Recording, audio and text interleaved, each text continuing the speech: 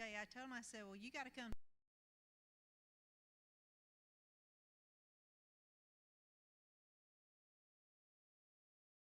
Page 443, we'll sing all three verses.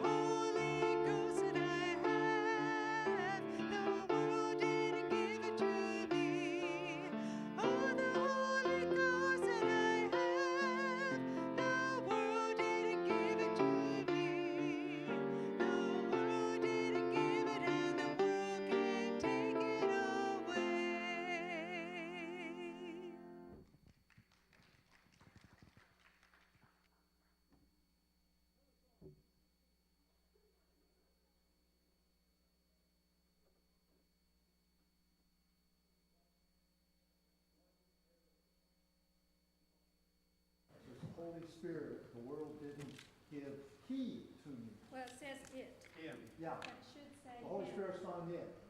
The Holy Spirit is a he. It should say him. So, okay. You got it.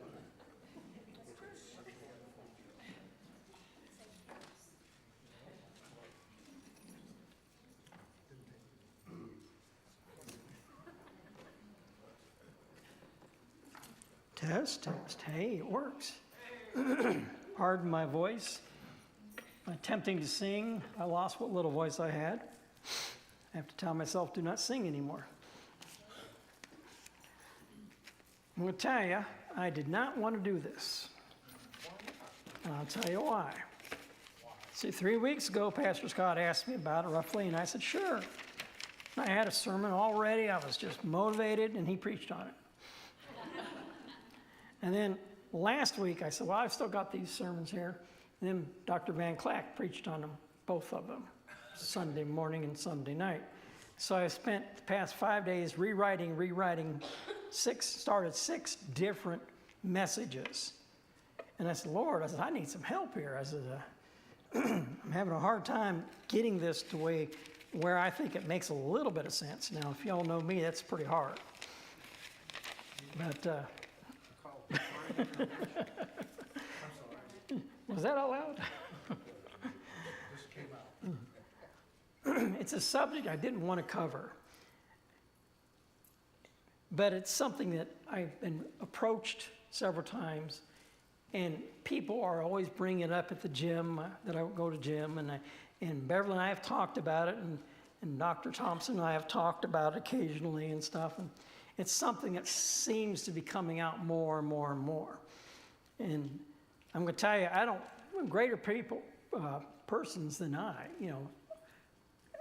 people with more letters behind their names than I do, have expounded upon this and can clarify it and talk about it a lot better. In no way am I going to try to match any of that, but what I am going to do is try to give you a skimming over the subject, kind of like the New Age movement. Take some Velcro, I'm going to lightly go over the subject and pick out what I want to hit. So that's New Age does that with all the world's religions, and they pick out what they want to believe in. So this subject And I'm going to tell you, so over the course of the year, I've had 2 people call me and bring this up. And then also, like I said, it seems to be unfolding before our eyes, part of it. And lastly, it seems to be talked about a lot with fear and trepidation. And that is Matthew 24, verses 4 through 27. Chapter 3, is that right? No, it should be chapter 12. No, it is chapter 3, and verses 1 through, we'll say, 15. Paul's version of what Jesus says in the Olivet Discourse. Jesus pulls the disciples out, and he takes them up to the mountain, and he starts talking to them, and he shows them the temple. And when his disciples come up to the point of the temple building, he says, and he said to them, "Do you not see all these things? Truly I say to you, not one stone here will be left upon one another, which will not be torn down." And this is chapter 24, verses 1 and 2. In verse 3 says, "And he was sitting on the Mount of Olives, and the disciples came to him privately, saying, 'Tell us when all these things will happen, and what will be the sign of your coming in the end of age.'" And this is where we're going to pick it up on verse 4. Now, verse 4 through verse 8, and I want to focus on verse 8 at the end. But what that covers, this is talking about the end times. It's showing us signs to be aware of. And I think people are more worried about nowadays because we have real-time media. We can see so much happening around the world. We see, like over in Britain, you got all these riots going on, not only in England, but in Scotland and Ireland. You have all these people in Canada that they're doing things, thought police basically, psychologists writing with the police and determining if you are a threat to somebody or if you need to have treatment. All this stuff is happening, and people are challenging our faith. And then you have the movement of Islam coming into America. You can't even stymie it. I mean, it's just coming stronger and stronger and all around the world. And we see all this going on, all the things. So the subject has been prophesied before, though. I want to say this. The first point is, where are we at? Well, why are we worried is my headline. But the first point is be aware or be watchful. And by being aware, we need to look at the Old Testament. This is nothing new. You know, there are verses in the Old Testament that covers the end times. And people say, well, I'm not familiar with that. Well, I'll give you a few of them. But the word be aware, I can't even say it. Gregorio is to remain alert, sleepless vigil. Now, if any of you been in the military, you've pulled guard duty. And you've always got somebody who always comes around and tries to catch you. And in my case, when I was in my unit in Hawaii, we had a first sergeant that was hated among everybody. I mean, nobody liked him. And he would try to sneak up on the CQs. That was a 24-hour, you'd stay up all night with another person. You'd watch the billets. If there was an emergency, you'd call the police or various things like that. If they called an alert, you'd have to wake everybody up. He would try to sneak up. And I was aware of this, that he would be trying to do this. And so I was sitting there, and I heard this little click. And I said, that didn't sound normal. And I looked over, and there he was peering around the corner of the thing to try to see if anybody was asleep. And he goes, what? Fortunately, the CQ had woken me up a few minutes before so he could get some sleep. So I was awake. But you have to be alert at all times. So it's not a warning. It's not trying to scare us. We should be alert. We should be aware of what's going on around us. We should be aware, look at things. So let's look at the Old Testament. In Psalms 2, and I'm not going to give you these fast because I know there's a lot of choir practice tonight. She wants to really focus on some excellent songs, I've been told. It's Psalms chapter 2, verses 1 through 2 and verse 9, it says, this talks about the rebellion of nations against the Messiah's reign. Right now, Psalms 46, which a lot of us think of as the song of asking God to be our refuge. But if you read further on into that, it says, he makes war to cease the end of earth. He breaks the bow and he cuts the spear in two. He burns the chariots with fire. He ceased striving and know, I am God. I will be exalted among the nations. I will be exalted in earth. That is talking about the end times. Psalms 110, verse 1 and 2 proclaims God as the ultimate victor. So we have to understand this is nothing new. This has been happening since Satan fell from heaven, since Satan has corrupted the earth and corrupted man, and man is born into corruption. All this has been going on. It's been like someone playing the ultimate poker game with the ultimate poker face. They'll lay down a card, and you think, oh, well, I've got this in this hand. Then they'll lay down another card, and all of a sudden it ruins what you've got. Daniel chapter 7, verses 13 and 14 foretells the Son of Man's coming. And Isaiah 3, 1 through 2 describes the sudden coming of the Lord. And it says, for as lightning, he shall be coming as lightning. And in Matthew 24, verse 27, it says, for as lightning comes from the east to the west, so comes the Son of Man. And in Daniel 12:1, is a prophecy of time of unprecedented trouble, followed by the deliverance of God's people. I think right now we can agree we're facing a lot of difficult times, a lot of unprecedented trouble, a lot of turmoil, a lot of nation against nation, people against people, ethnic groups against ethnic groups. We have so much going on. We have a lot of people coming along also. Believe it or not, since the 17th century, there's been roughly 200 people that's claim that they're the Messiah. And since the year 2000, there's been about 50. And of those 50, I'm sure you're familiar with some of those in the 19th century or in the 20th century, and David Koresh and the Branch Davidians and others. So this has been going on. So it's nothing we should be afraid of, but we should be alert to watch for it. So we won't be what? Well, in verse 4, he says, for many will come in my name, saying, I am the one, and I am Christ, and I will mislead many. I kind of see that happening today. There's so much going on. A lot of people are being misled. A lot of scriptures are being misinterpreted to fit their needs.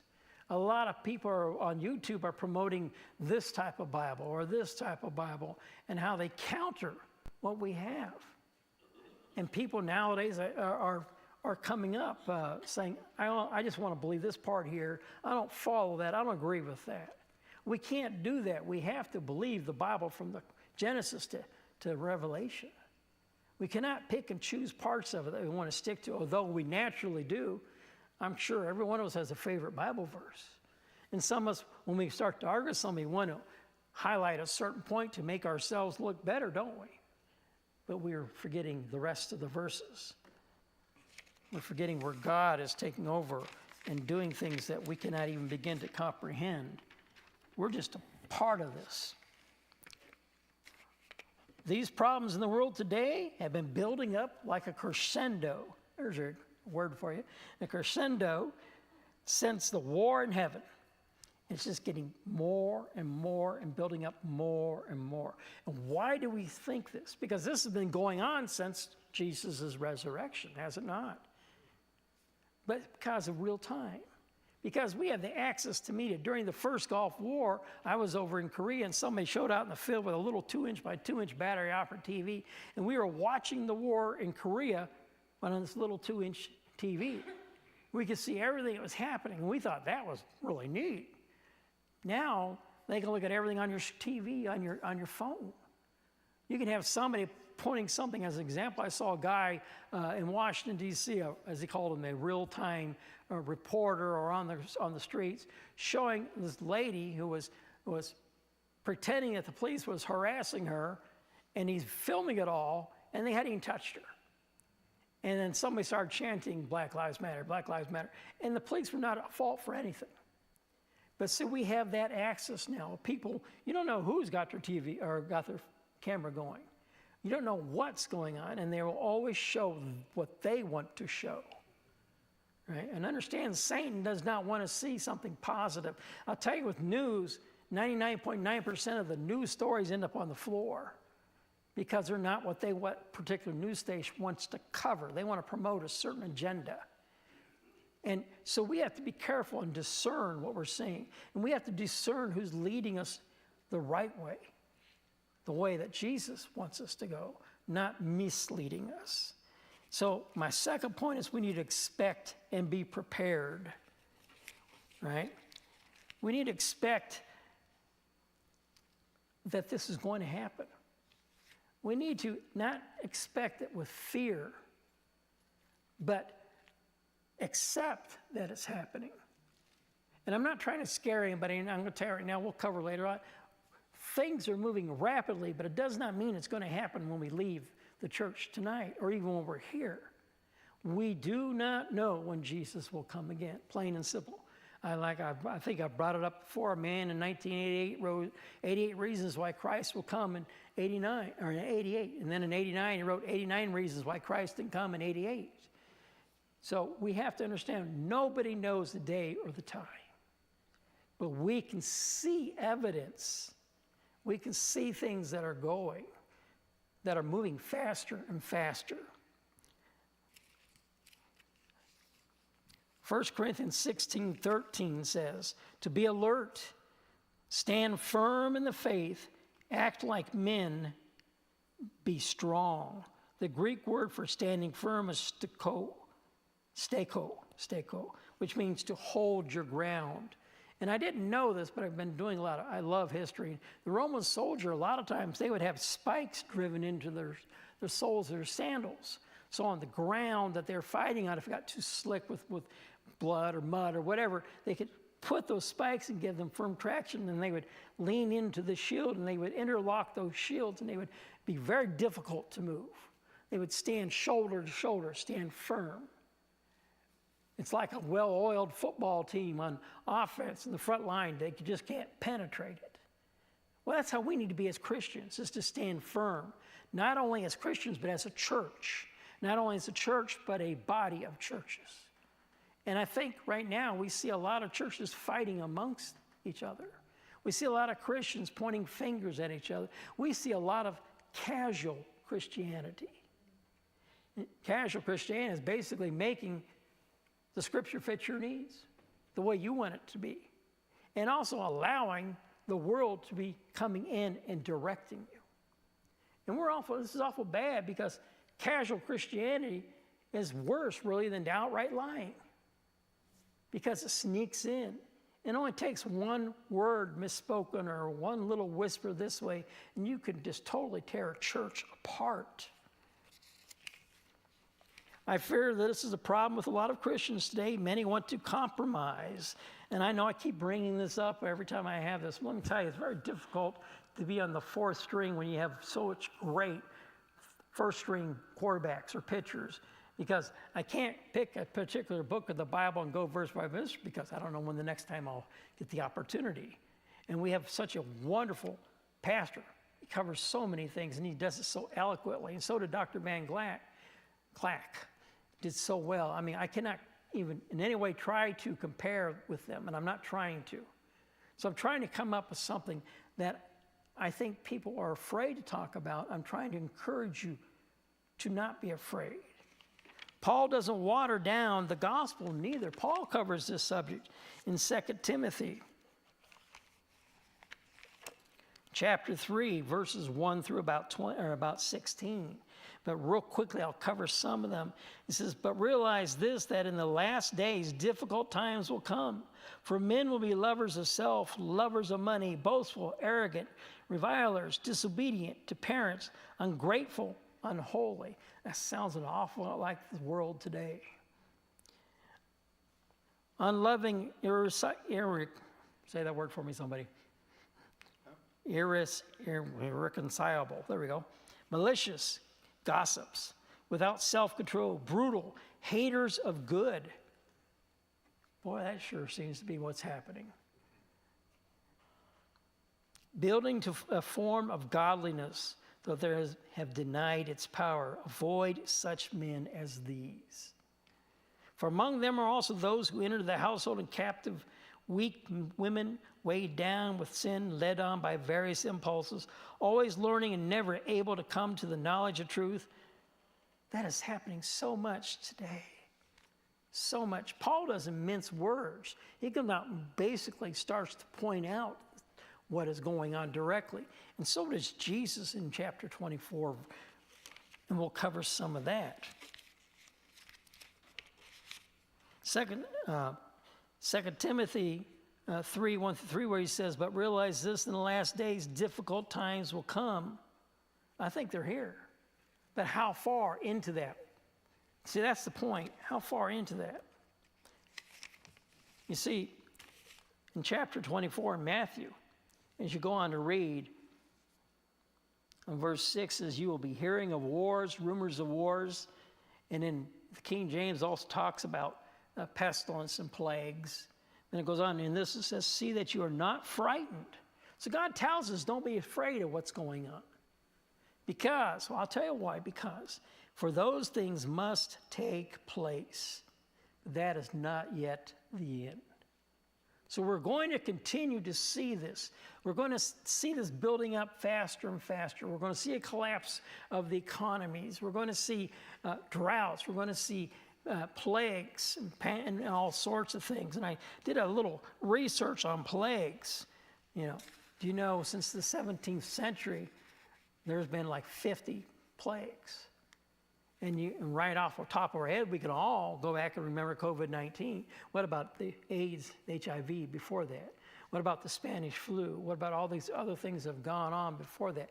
But they do seem to be getting more and more, and they seem to be more and more deaths. Well, it's like having a tornado strike an area. It used to be no city there. Then the next day, there's a city there. You're going to get more and more deaths because the population of the earth is getting more and more. We shouldn't be worried about these things. And it's hard to. I'm going to tell you, it's very hard to not get scared when some of this stuff happens. You know, there's been 5 major plagues and epidemics, and only 4 starting since between the time of 165 AD to the 17th century. They only had 4 major plagues. Of course, the bubonic plague was the big one, right? And famines, there were 5 major famines from the 17th to the 20th century.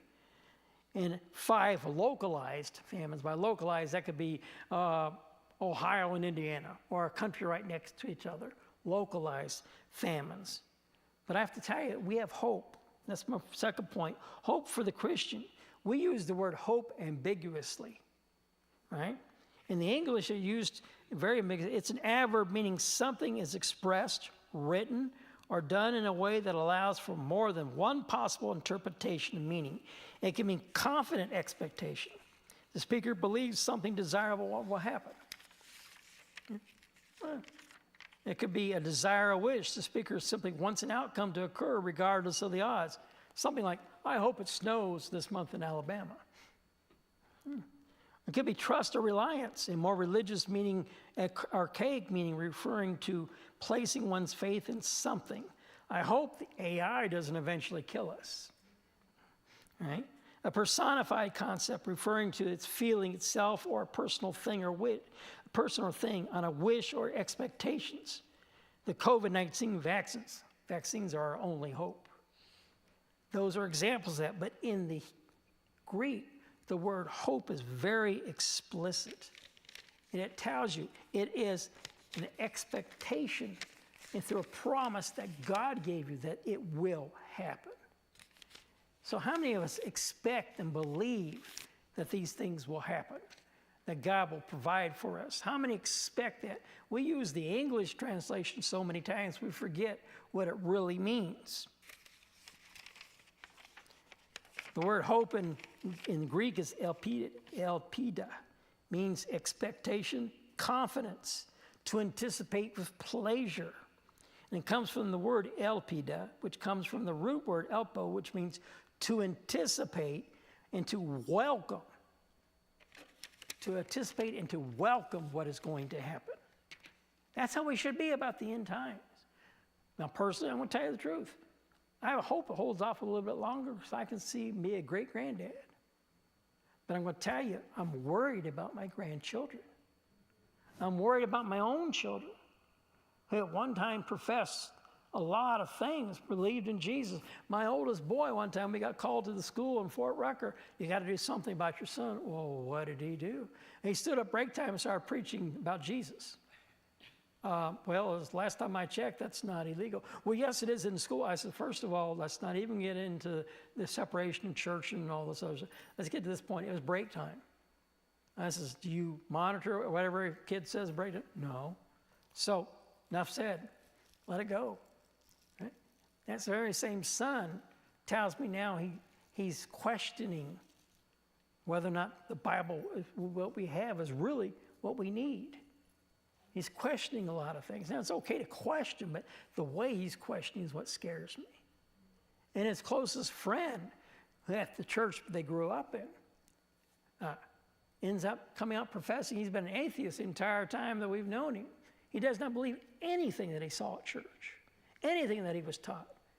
He did not believe in the baptism that he went through. He did not believe in salvation, none of that. Well, these kids are doing this more and more, and that's because they're being fed a lot of lies. They're being misled, right? We need to be watchful and not be paralyzed by fear. 1 Peter 5, 8 through 9 tells us to be sober-minded, to be watchful, firm in our faith. We need to remember we were forewarned so we can be forearmed. We have been warned since before the time of Christ. We have everything in here. We just need to get into it and dig deeper. We should be like the Roman guard that they found at the dig of Pompeii. He was in his guard shack, and he did not leave it. As the lava came, as the volcano did it, he stayed there. We should have that sense of duty to stand firm, to face what is going on, to not be afraid of it. And the only way that's going to happen is if we encourage each other. If we look at Jesus and we ask him, give me someone like Jeff to strengthen me, like Clint to give me strength, like Ronald. Give me someone to build me up. Give me someone I can share my problems with that won't condemn me for those problems. Give me someone, Lord, that will listen. Just listen. Although God is great and he excels at listening. Give me someone that will share my pain. We need to stop focusing on the news. In Matthew 24, verses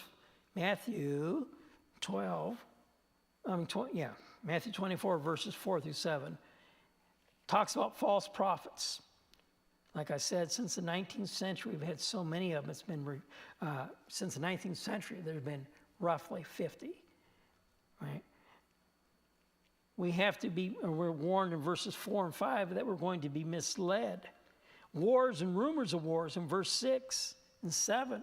And since 17th century, there's been 200 wars and rumors of wars. Earthquakes and famines, right? Now, I don't know if you noticed, but since June until this point in July, there have been 7 major earthquakes. And one of them was just off the coast of Cuba. 7 major earthquakes. And they're happening in places like off the coast of Cuba that has never suffered any of these earthquakes before. So the earth is moaning and groaning like a woman in childbirth. It's facing difficulties. Now, I did a lot of this research and said there's been like over 20,000 minor microquakes around the earth every day, but these are not microquakes. Nations rise against nations, kingdom against kingdoms. Do you know the word nation in the Greek is ethnos? And it means in the Greek a race or an ethnic group or a people group. I'll refer once again to the riots going on in Europe and in England, where you have all these immigrants that have tried to take over the country, and a lot of the liberal leaders are giving them rights. There's countless videos on there where you can see people that are being attacked by these people, and the police are arresting the ones that are being attacked because of the way the laws are written. In Fort Worth, a police officer tried to prevent a street preacher from preaching near a certain event, And she said, because they might feel threatened. And she tried to use that. And so I'm going to give you this ticket and going to force him out. Of course, they wrote the district attorney. And the district attorney, the state attorney said, yeah, you're wrong. You got to let him have his rights. But that's happening all over the world. And like I said, we've had so many major epidemics going on. All these things are merely the beginning of birth pains. Let's look at verse 8 in Matthew. I'll start in verse 7. For nation will rise against nation, and kingdom against kingdom, and in various places there will be famines and earthquakes. But all these things are merely the beginning of birth pains. Now, lady, I got to ask this question, although I was there for the birth of every one of my children. What are birth pains like? Kidney stone. Yeah, I mean, if that's the case, I probably got like 3,000 kids I could claim. But what I'm getting at is they come on slowly. They come gently. Then they start building up, don't they? And they start building up. But you don't know how long it's going to be from point A to point C of the delivery, do you? I'm going to tell you an example of how long it could be. Beverly's, well, I guess it's my child too. Our daughter Beverly was in labor 26 hours for Kendra. Now, some of you ladies, I've heard, some have only been in labor 2 hours. Beverly says, I wish. The closest we had, the shortest time she had was 11 hours. But 11 hours of starting before it come to the point they would admit her, before it came to the point where it was getting worse and it was ready, and before it came to the point where they said, push. My point is this. We're in the beginning of birth pains and all these things. So we do not know when it's going to happen. And don't let somebody mislead you and say, it's going to happen tomorrow at 12 o'clock because there's a certain star in the sky and this moon is over here and this planet's blocking this. Do not listen. God tells us many times that even Jesus does not know when. We don't know when, but we do know that there are certain things that have to be fulfilled. And the first one of those is that everyone in the nation will have to have heard the word. But it's getting there, isn't it? How many translations of the Bible do we have? How many missionaries are out there? How many people are being approached for the very first time about Jesus? And we do know we'll have certain other signs that will happen. Continue to read on your own from verses 15 on to the end of Matthew 24. It takes too much, and there's no way I could cover it. We should be reaching for as many people as possible for Jesus. That's my third point. We need to be driven. We need to be driven. We need to be to the point that we have a sense of urgency. It's like we cannot contain it. We should be so excited about the opportunity to be somewhere, to witness to somebody. Because there's somebody out there who's not heard Jesus in this area. There's somebody out there that's grown up, been told wives' tales of what the Bible says. There's somebody that needs to have Jesus shown to them by the example of you bringing them their first meal, moving into the neighborhood, welcoming them, inviting them to church. Or you see somebody who's having a hard time, an elderly person, getting their trash can. We have a lady across the street from us, and she's 93, and I don't know how she moves still. She's out there working in the yard in this heat, and her daughter asked me to keep an eye on her, and if something happens, to call her daughter and warn her so she can, do things. But this lady, I said, well, I'm going to start moving the trash can up for her. But I didn't have to, because the other lady across the street, who's 80, she comes over every day, and she could barely speak 10 words in English, seems like, but she comes over and puts her trash can up for her. There's one down the street from us that has had 4 or 5 brain surgeries where they had to remove benign tumors.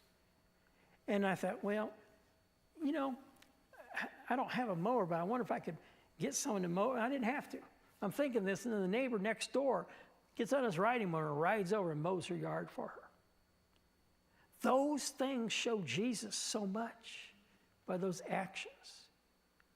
We need to start doing that. We need to, Kevin, needs to stop getting that road rage. Yeah, sucker, I'll show you what it means to cut me off. I need to stop doing that. I need to start going up to people and showing them the love of Jesus more. I will tell you, I'm bad at that. Clint will tell you I'm bad at that when I had to be held up at the Lister Hospital when they had the COVID-19 scare and hundreds of people were in these rooms, and they kept calling me up one day, and they checked something, they sent me back. They had just swapped over a brand new system, and nobody trained anybody on it. And every time I got called, I had to go walk up to this window. Is this, and this? Yeah, okay, go back, sit down. And I said, what is taking so long? We have to take this, translate it to this, put this over to here, get that brought over here to bring that over to check it. And then we have to send that in to get it filled. So about the fifth time I walk out of there, and Clint's standing next to, I believe it was your supervisor, wasn't it? And he's standing next to him, and Clint says, what's going on? I said, I'm fixing to paint my face half blue and pick a fight. And his boss, he said, aren't you going to do something about him? No.